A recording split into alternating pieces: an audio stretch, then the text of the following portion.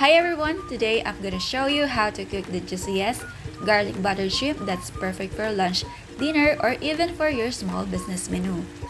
This recipe is super quick, but I'll share some secret tips so your shrimp stays tender, flavorful, and doesn't turn rubbery.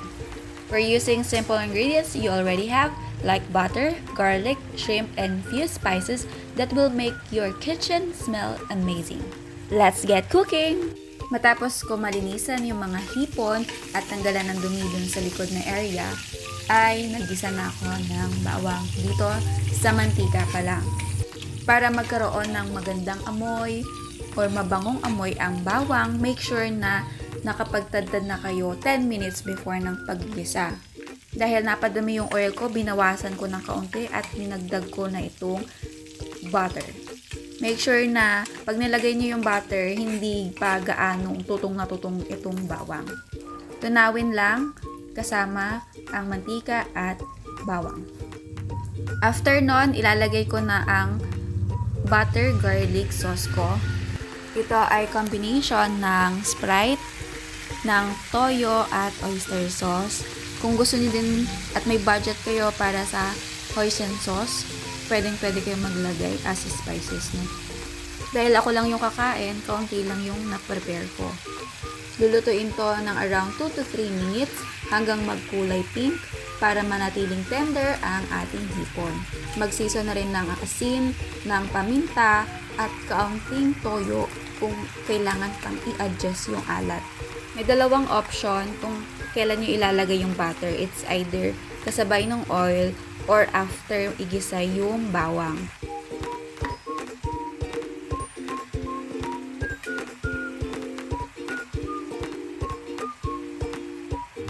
Kapag na-overcook guys yung pagkain, nagiging rubbery yung hipon. At syempre, itong butter garlic shrimp ang pinakamabilis na ulam na pwedeng lutuin. Do you know guys that shrimps are low in calories but high in protein? And after you eat this food, you will satisfied without feeling heavy. And this food is good or best choice for people who love diet and gym enthusiasts. Yung mga mahilig kumain at saka yung mga nagluluto, sinasabi nila yung garlic at saka yung butter, best classic combo sila. Kasi yung garlic, meron siyang natural antibacterial properties, tapos pampalasa din yan.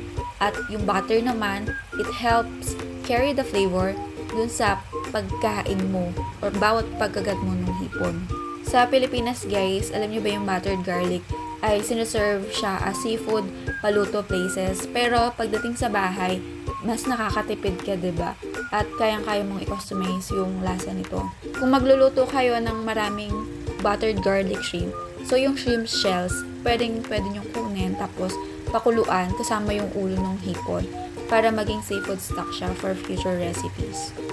Pinili ko itong medium size na hipon kasi juicy to. At kapag naman na-frozen mo yung shrimp, kailangan matunaw mo ng maayos dun sa cold water para maiwasan mo yung mushy texture. After mong mahugasan yung mga hipon at nilagay mo na sa plato, mag-season ka lang ng asin para mawala yung excess water at mabawasan yung pagiging splatter nito. Kailangan low to medium heat lang yung sa sauteing ng garlic at maglagay din ng garlic 30 seconds before hamuin. That's it guys. Thank you for watching!